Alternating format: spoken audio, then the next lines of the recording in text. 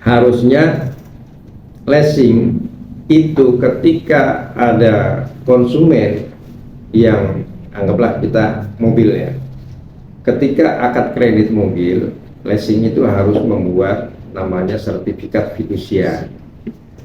Itu seringkali tidak dilakukan, Pak.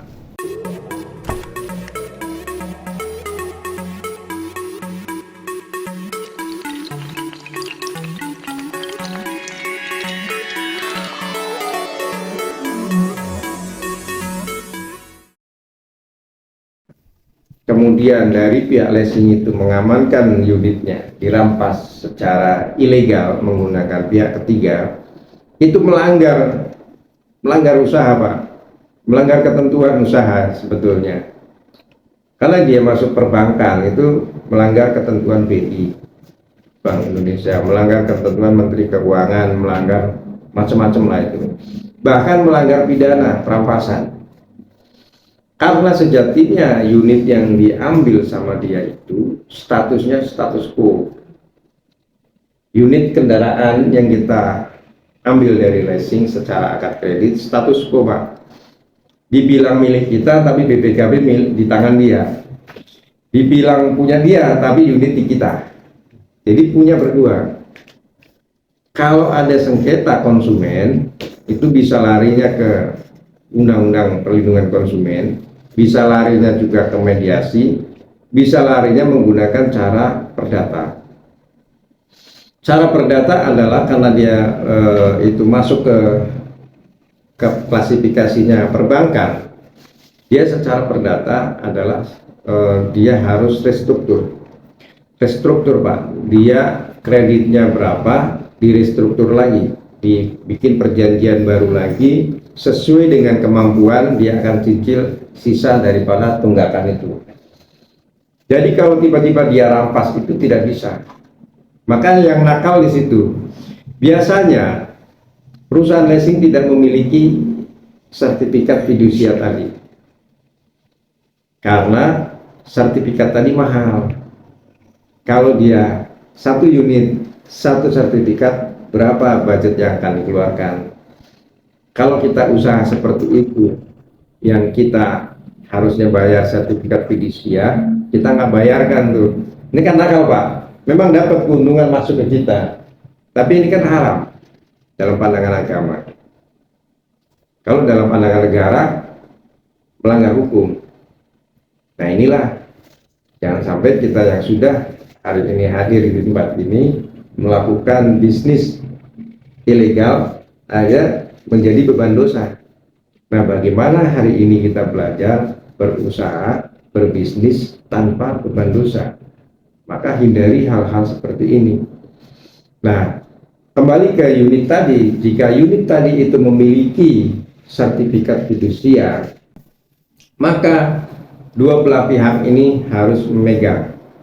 Satu yang asli dipegang perusahaan leasingnya, yang kedua kopiannya dipegang sama si debiturnya. Ketika ada konflik diselesaikan di pengadilan.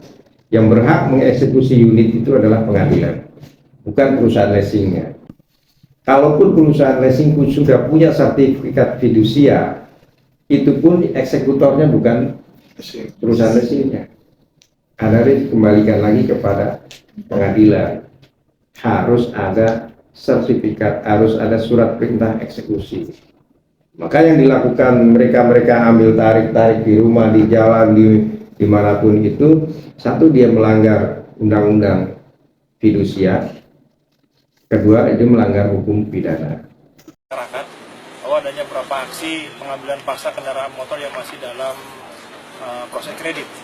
Jadi memang di undang-undang fidusia tersebut hal tersebut tidak dibenarkan karena memang sudah diatur dalam undang-undang fidusia bahwa nanti pengadilan yang akan memperlakukan penyitaan kemudian memberikan denda kekurangan atas pembayaran kendaraan tersebut.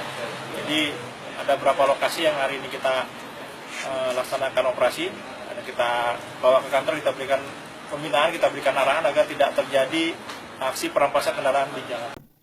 Nah inilah sebagai gambaran bahwa usaha-usaha di dalam dunia bisnis itu berbagai macam polemik, Pak. Dari yang jualan, makanan, jualan air minum, jualan jasa, jualan properti, jualan apapun itu, semuanya adalah bisnis. Bisnis dimulai dengan fondasi pertama, kita harus punya legalitas. Setelah legalitasnya ada, Bapak tidak ikutin aturan, tetap juga Pak kena sanksi oleh negara.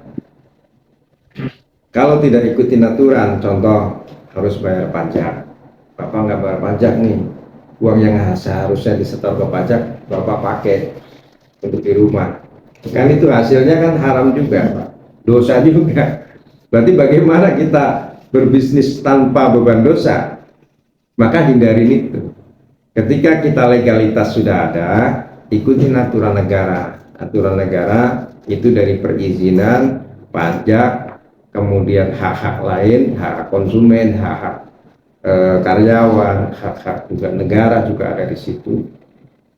Jadi kalau kita penuhi semua apa yang ada di aturan negara, insya Allah kita berbisnis dengan baik, selamat kita di dunia, hasanah di dunia, di dunianya hasanah kita mendapatkan kebaikan-kebaikan karena kita berbisnis dengan baik.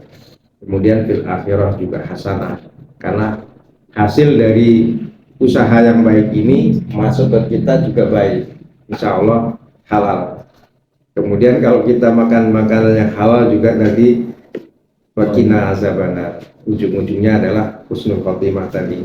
Kita sudah bisnis yang halal, dapat penghasilan yang halal, di surga kita juga husnul khotimah di akhirat nanti.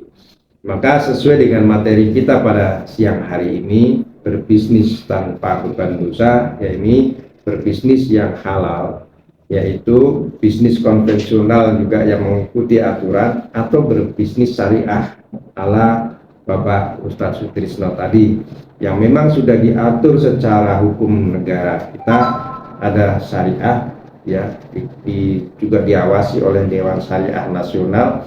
Ketentuan-ketentuan yang sesuai syariat hukum Islam sudah ditegakkan di situ. Dan juga kalau mau berbisnis konvensional ya harus mengikuti aturan-aturan negara, dari paling bawah sekalipun sampai yang paling atas. Insya Allah dengan demikian kita akan berbisnis secara resmi, berbisnis secara legal, berbisnis tanpa beban dosa.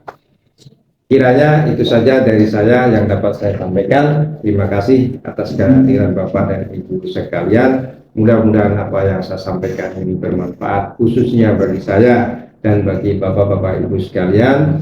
Wabillahi taufiq wal hidayah. Wassalamualaikum warahmatullahi wabarakatuh.